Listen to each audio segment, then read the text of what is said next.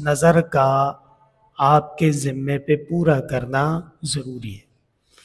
اب آپ نے جانور کے ذبح کرنے کی نظر مانی تھی تو خود جانور ذبح کریں، یا کسی اور کو جب آپ پیسے دیں گے تو اس کو بھی اس بات کا پابند کریں کہ اس پیسوں سے آپ نے جانور خریدنا ہے اور اس کو ذبح کرنا ہے۔ جب جانور ذبح ہوگا تو آپ کی نظر پوری ہوگی، ورنہ نظر پوری نہیں ہے۔ جو کلمات اور الفاظ ہیں جب وہ جائز ہوں تو ان کا پورا کرنا اللہ تعالیٰ کے ہاں ضروری ہے۔ پوچھا ہے کہ ظہر کی 4 سنت جماعت کے بعد اگر پڑھیں تو کیا ترتیب ہوگی؟ پہلے 4 پڑھیں اور پھر 2 پڑھیں۔ اس میں دونوں اقوال ہیں، ایک قول پہلے 2 پھر 4 کا بھی ہے، لیکن حضرت والد صاحب رحمۃ اللہ علیہ اور دیگر محققین علماء بارہا یہ بات فرما چکے ہیں کہ پہلے 4 اور پھر 2 یہ زیادہ مضبوط عمل ہے۔ پوچھا ہے کہ طلب العلم فریضۃ علی کل مسلم و مسلمۃ، کیا یہ حدیث اسی طرح ہی ہے؟ نہیں جی، حدیث یہ صحیح ہے، لیکن مسلمتن کا لفظ باقاعدہ حدیث میں ثابت نہیں ہے۔ اس سے اس بات کا انکار نہیں ہے کہ خواتین پر تعلیم فرض نہیں، خواتین پر یقیناً تعلیم فرض ہے، اور خواتین کے لیے جتنا علم جاننا ان کی زندگی کی اصلاح اور شریعت کے مطابق گزارنے کے لیے ضروری ہے، اتنا علم بغیر کسی شک شبے کے ہر مسلمان عورت کو سیکھنا ضروری ہے، فرض ہے۔ لیکن حدیث کے جہاں تک بات ہے، حدیث کے کلمات کی بات ہے، تو طلب العلم فریضۃ علی کل مسلم یہ الفاظ آپ کو ملیں گے، وہ مسلمتن کے الفاظ ہمیں معلوم نہیں ہیں۔ ایک صحابی نے آپ صلی اللہ علیہ وسلم سے پوچھا کہ بیٹے کا نام کیا رکھوں؟ آپ نے فرمایا محمد رکھو۔ کہا دوسرا بیٹا ہو تو کیا رکھوں؟ فرمایا اس کا نام بھی محمد رکھو، تیسرا ہو اس کا نام بھی محمد رکھو۔ یہ حدیث صحیح ہے، لیکن یہ حدیث ضعیف ہے، یہ صحاح ستہ میں غالباً نہیں ہے، اور یہ حدیث کی ان کتابوں میں ہیں جن سے فضیلت ثابت ہوتی ہے، لیکن باقاعدہ کسی قانون کا ثابت ہونا اس حدیث میں اتنی طاقت نہیں ہے۔ تو اس لیے اگر آپ کو شوق ہے تو آپ نام رکھیں محمد اول، محمد ثانی۔ سلطنت عثمانیہ میں بادشاہ گزرے ہیں، سلطان محمد اول، سلطان محمد ثانی، وہ اسی حدیث کے مطابق ان کے نام رکھے گئے تھے۔ کوئی مذائقہ نہیں ہے، لیکن اگر آپ نہ رکھیں تو کوئی گناہ بھی نہیں ہے، کیونکہ حدیث کی جو سند ہے وہ کمزور ہے۔ مجھے ہے کہ اپنی بیوی سے کسی نے کہا کہ تم میری بہن کی طرح ہو، تو کیا طلاق واقع ہو جائے گی؟ نہیں۔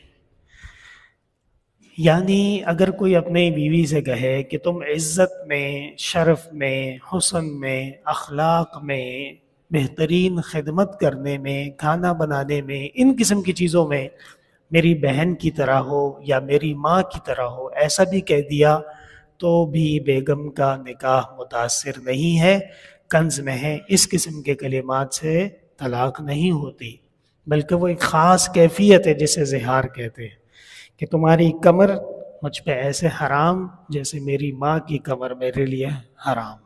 اس صورت میں وہ زہار اور لعان کی صورتحال ہوتی ہے، ورنہ کوئی ضرورت نہیں۔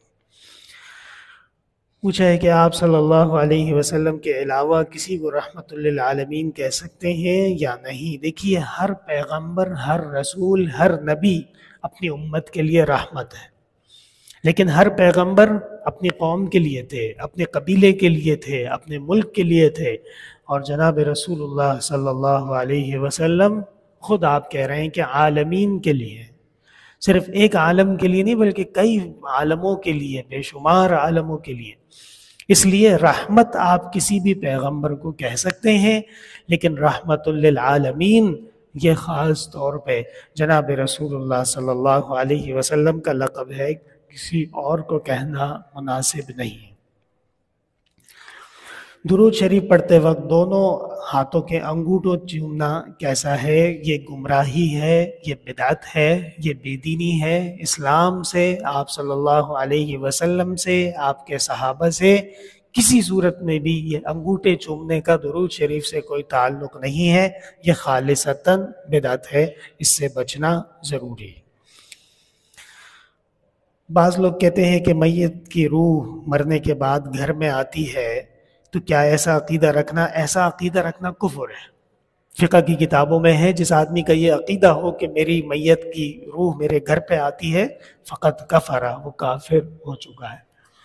ہاں، عالم برزخ میں روح ہے، اللہ تعالیٰ جہاں چاہیں وہ جائے گی، جو چاہیں وہ اس کو دکھائیں گے، لیکن یہ کہنا کہ قبر میں میت پڑی ہے اور اس کی روح بیڈ روم آئی ہوئی ہے، یہ غلط بات ہے، احتیاط بہت ضروری ہے۔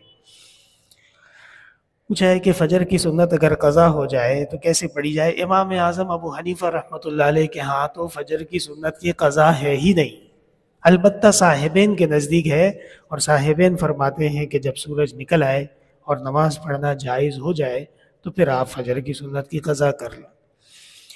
پوچھا ہے کہ والدہ کا نام نور جہاں ناہید ہے، بہت دنوں سے بیمار ہے، ان کی صحت یابی کے لیے دعا، اللہ تعالیٰ ان کو صحت دے۔ سکندر علی کی صحت یابی کے لیے دعا کیجیے، اللہ تعالیٰ ان کو بھی صحت دے۔ یا کوئی اور نظر بد اور جادو سے ذکر، سورہ آیت الکرسی پڑھیے، سورہ فاتحہ پڑھیے، اور جو نظر کی آیات ہیں وما انفقتم من نفقۃ او نذرتم من نذر، یہ آیت پڑھیے۔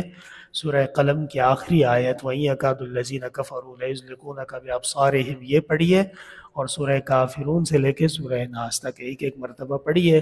اپنے اوپر بھی دم کریں، اپنے بچوں پہ بھی دم کریں، اپنی سواری پہ بھی دم کریں، اپنے کاروبار پہ بھی دم کریں، اللہ تعالیٰ کے فضل سے یہ تمام چیزیں بہتر رہیں گی۔ الحمدللہ رب العالمین، لا الہ الا اللہ وحدہ لا شریک لہ، لہ الملک ولہ الحمد وہو علی کل شیء قدیر۔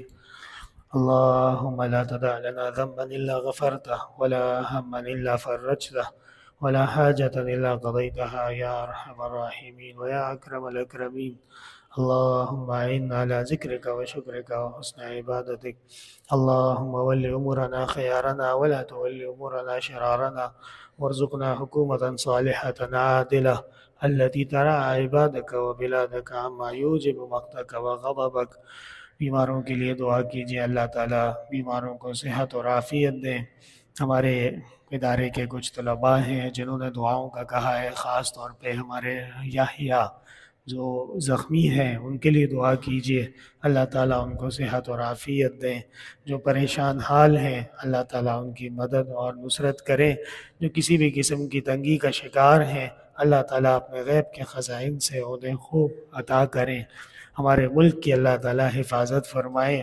جو لوگ واقعتاً اس زمین کے ساتھ مخلص ہیں اللہ تعالیٰ ان کو ترقیات نصیب کریں، اور جو لوگ مسلمانوں پہ ڈاکہ مارنا چاہتے ہیں اور مسلمانوں کو بیوقوف بنانا چاہتے ہیں اللہ تعالیٰ ان کے شر سے، ان کے فساد سے ہمیں اور آپ کو سب کو محفوظ رکھے، اور اللہ تبارک و تعالی ہماری تمام مشکلات آسان فرمائے، پریشانیاں دور فرمائے، ہمارے خیر ہمارے گھروں میں، ہمارے کاروباروں میں، ہمارے ہر قدم پہ اللہ تعالیٰ خیر و برکتیں نازل کریں، مدد و نصرت نازل کریں۔ ربنا تقبل منا انك انت السميع العليم وتب علينا انك انت التواب الرحيم، وصلى الله تعالى على خير خلقه محمد وعلى آله وصحبه اجمعين برحمتك۔